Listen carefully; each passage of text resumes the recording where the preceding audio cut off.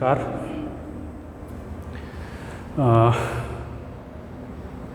इस प्लेटफॉर्म पे आना बहुत दिन बाद हुआ है और लेकिन ये सीरीज़ अब चलती रहेगी और तो उम्मीद करता हूँ कि आप लोग भी इस चीज़ में हेल्पफुल रहेंगे, अपना हेल्पिंग नेचर शो करेंगे, तो बहुत ज़्यादा टाइम नहीं लिया जाएगा। और शुरू करते हैं हम लोग हाइड्रोकार्बन्स, है ना। कार्बन तथा उसके यौगिक,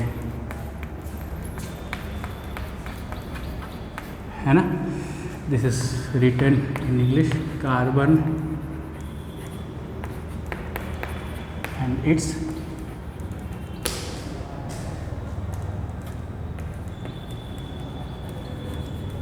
कंपाउंड्स। ठीक है, हाँ, तो ये तो बात हो गई। अब जैसे हम लोग को पढ़ना क्या है, एक तो कार्बन को पढ़ना है ना, और वो किस तरीके की यौगिक बना रहा है, किस तरीके के कंपाउंड बना रहा है। तो सबसे पहली चीज़, कार्बन है क्या, खुद तो ये एक एलिमेंट है, ये क्या है, एक तत्व है।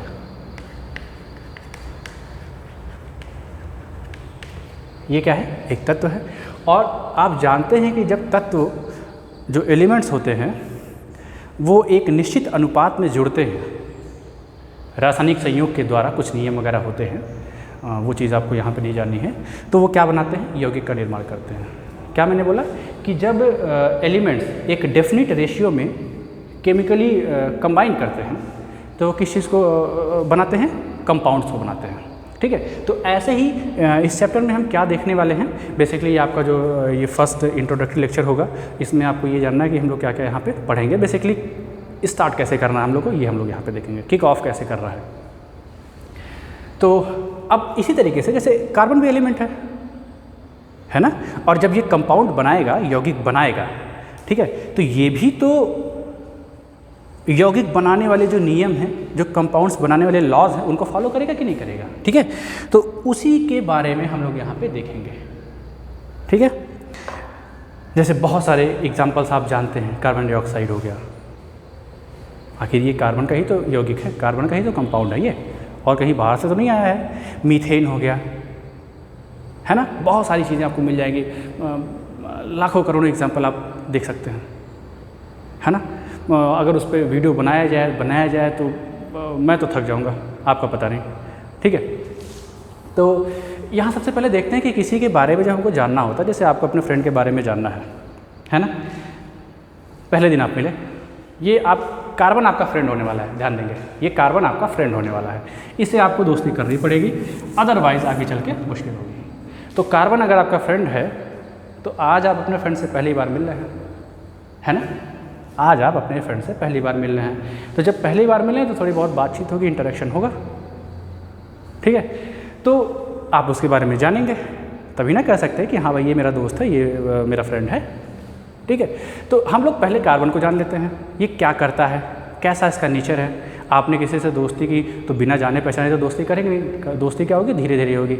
लेकिन मैं आपसे उम्मीद करता हूँ कि आप इस कार्बन से बहुत जल्दी से जल्दी दोस्ती कर लीजिए। ठीक है, बहुत ये आपको आगे ले जा सकता है। कार्बन, ये हमने लिख दिया। इसका एटॉमिक नंबर जो होता है, एटॉमिक नंबर इसको बोलते हैं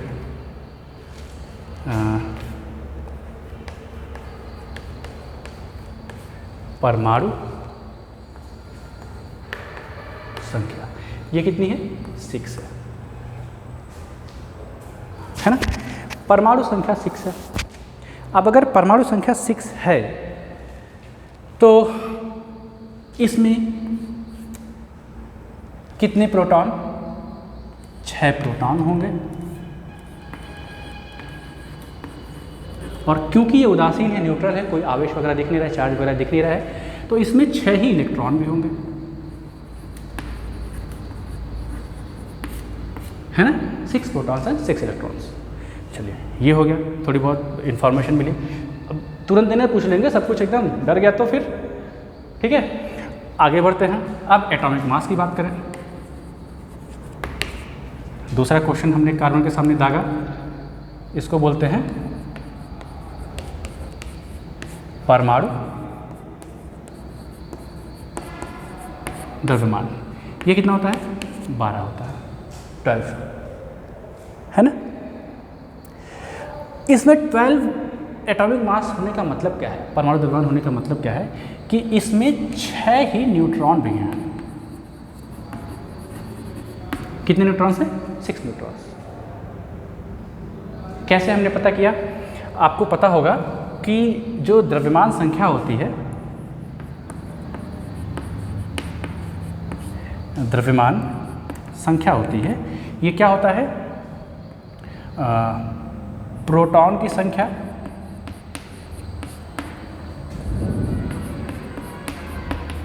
प्लस न्यूट्रॉन की संख्या।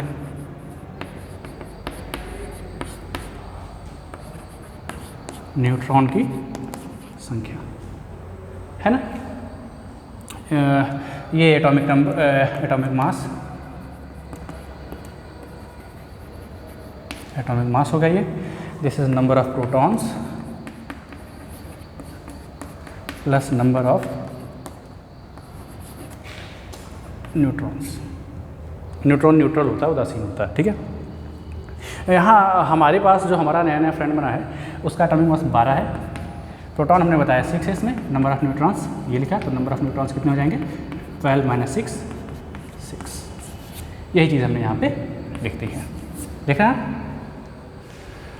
ओके, अब बात करते हैं इसके इलेक्ट्रॉनिक कॉन्फ़िगरेशन की, इसके विन्यास की, ठीक है।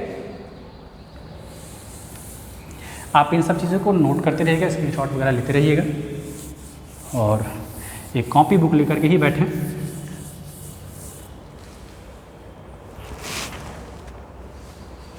ये चीज़ें आपके डायरेक्ट सिलेबस में तो नहीं बोल सकते हैं, पर इनके बिना आपका काम नहीं चलेगा। तो ये मैंने बोला ना कि एक इंट्रोडक्टरी लेक्चर है, तो ये चीज़ें आपको जाननी पड़ेंगी, ठीक। अब इसके बाद आता है इलेक्ट्रॉनिक विन्यास।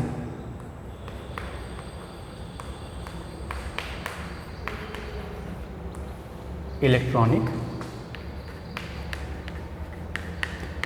विन्यास, दिस इज इलेक्ट्रॉनिक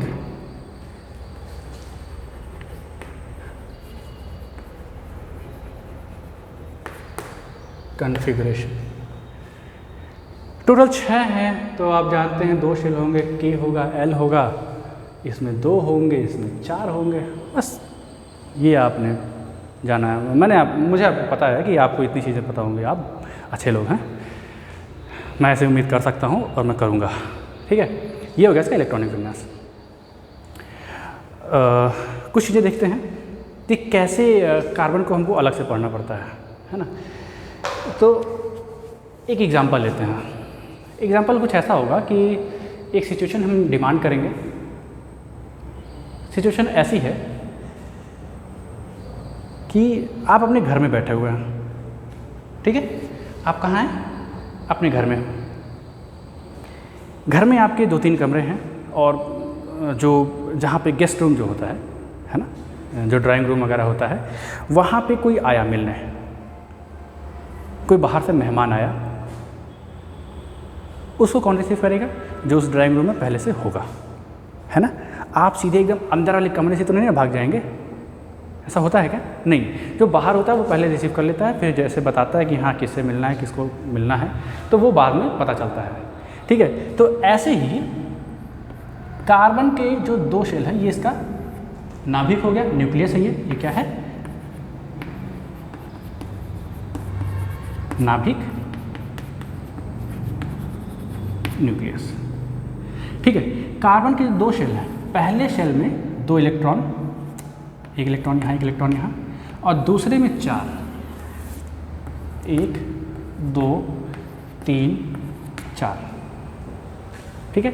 अब आप ये बताइए, आप तो कार्बन के दोस्त हो रहे हैं, धीरे धीरे बन रहे हैं, आप इसके घर गए मिलने से, ये आप हैं एकदम दुबले पतले से, ये आप जा रहे हैं एकदम मगन होके जा रहे हैं, कोई टेंशन की बात ही नहीं है कि नया नया दोस्त बना है, बहुत खिलाएगा पिलाएगा, चल दिया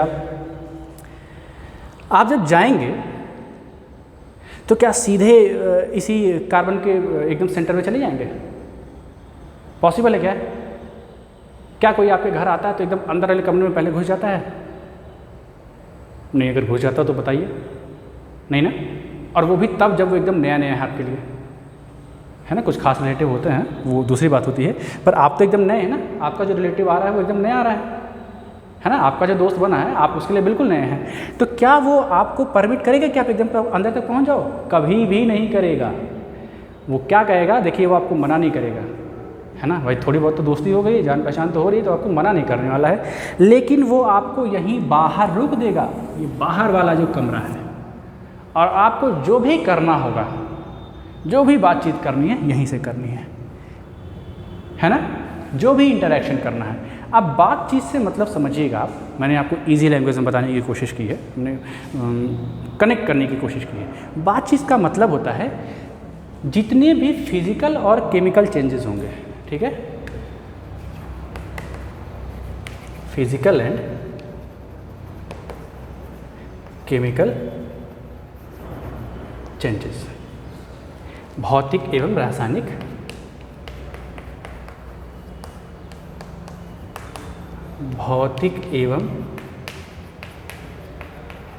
रासायनिक परिवर्तन, ठीक है। वो कहाँ से होंगे? वो बाहर वाले कमरे से ही होंगे, बाहर वाले शेल से ही होंगे। और उस शेल में कौन है? इलेक्ट्रॉन्स हैं।